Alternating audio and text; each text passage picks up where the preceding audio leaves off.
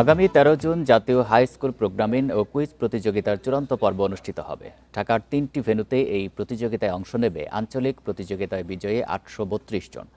দুপুরে রাজধানীর আগারগাঁও আইসিটি ভবনে সংবাদ সম্মেলনে এই তথ্য জানিয়েছে বাংলাদেশ কম্পিউটার কাউন্সিল বিসিসি। ২০১৫ সালে এই প্রতিযোগিতার কার্যক্রম শুরু হয়। আঞ্চলিক রাউন্ড এবং চূড়ান্ত কুইজ ও প্রোগ্রামিং মিলিয়ে ৫ ক্যাটাগরিতে হয় এবারের আয়োজন।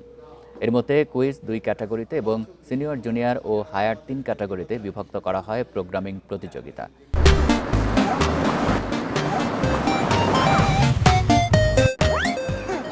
নিরাপদ তথ্য প্রযুক্তির বিকাশ ও উন্নয়নে এই প্রতিযোগিতায় অংশ নেওয়ার মাধ্যমে শিক্ষার্থীরা জটিল সমস্যার সহজে সমাধান করতে অভ্যস্ত হবে বলে জানানো হয় সংবাদ সম্মেলনে।